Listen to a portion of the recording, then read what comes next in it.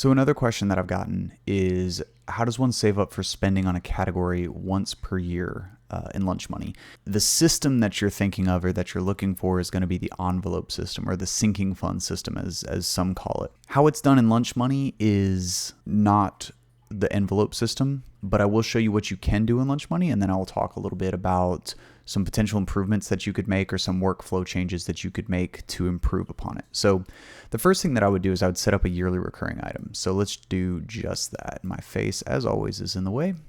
So merchant name, we'll call this yearly billers are us. And yeah, it's going to happen May 1st. We'll call this our home expenses. Cadence yearly. We get billed once per year. Sure. And then we'll say this never ends. We'll say it's exactly $250 because that is a very large yearly expense. So we will create that. So now we have a recurring item that happens every year. You can see here that it's complaining because it could not find this period's payment for the recurring item. It's expecting it on May 1st. And this is my test account. And as you can see, there is nothing here for May 1st. So how can this help us? There's a few different ways. Number one is using the budget tool. Now I will point out that you do not have to use the budget tool in lunch money to make use of the system as a whole. You've got your analysis page where you can basically see a tabular breakdown by month. You've got your net worth tracker, which this is my test balance or my test budget, so I have nothing here. You don't have to use the budget. However, if you do use the budget with recurring items, it works pretty well. So we're here in the budget, May 2023. We just created our recurring item, which is going to happen yearly, and it's expected to be on May 1st.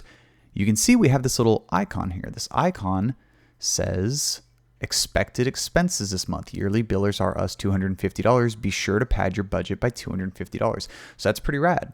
That lets us know that maybe our budget was only $100. You know, last period's total was 100. Now this year or this month is 100. Maybe we're good, right?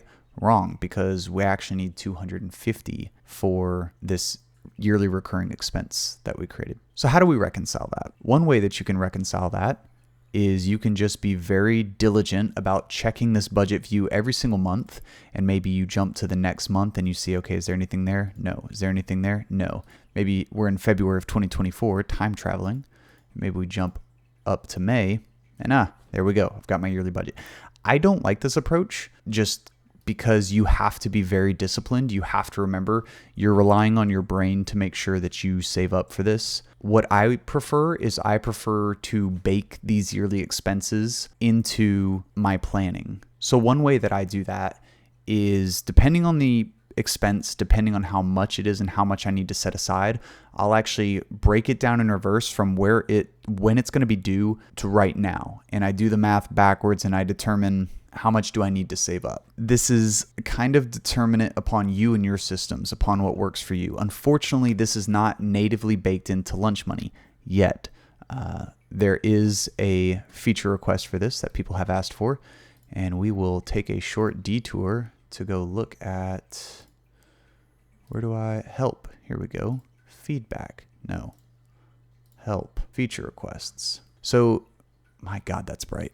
If you haven't seen this, this is Canny. This is feedback.lunchmoney.app. This is where all of the I would like to see this feature things live, and this is where you can vote on them.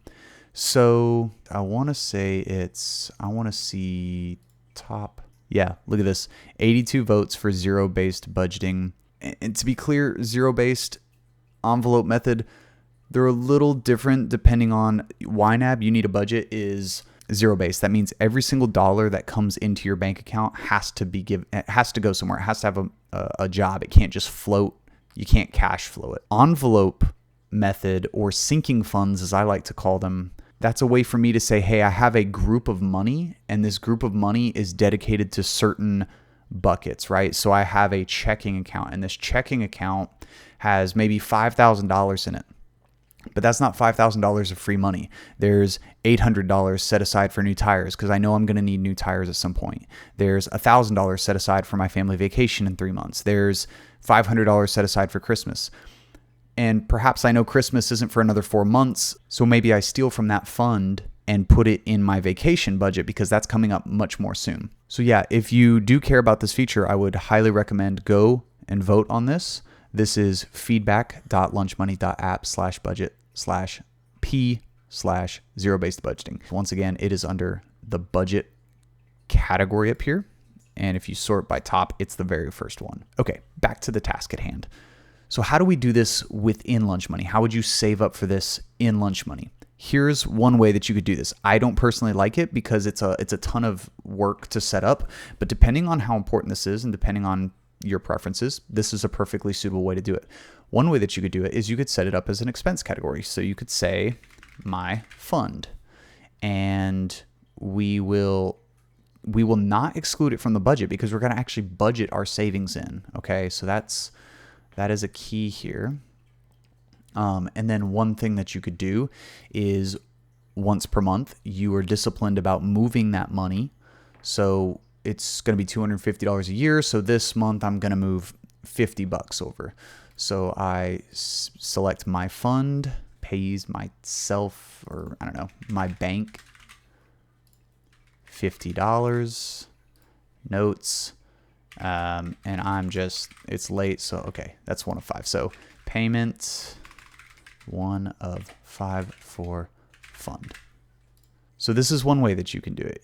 You can budget it. You can say that I'm going to budget $50 every single month, and I'm going to put it into a separate bank account, a separate savings, a separate checkings account. If you go this route, you can do this all within Lunch Money. Again, keeping in mind that you'll just need to be diligent to remember the month that this is going to happen on, and you'll have to do a little bit of calculation to move backwards. So that's about it. This video has already been pretty long. I do have other ideas on how you can integrate external systems. For example, one way that you could do this is you could leverage the API with something like Zapier or something like Google Sheets, or maybe even your email. You could even do some cool automation there, automatically set up reminders to set some money aside on the 1st of the month or the 15th of the month or whatever it is. Whatever system works for you. Finances are a very personal thing. Everybody has a slightly different way that they like things to be done.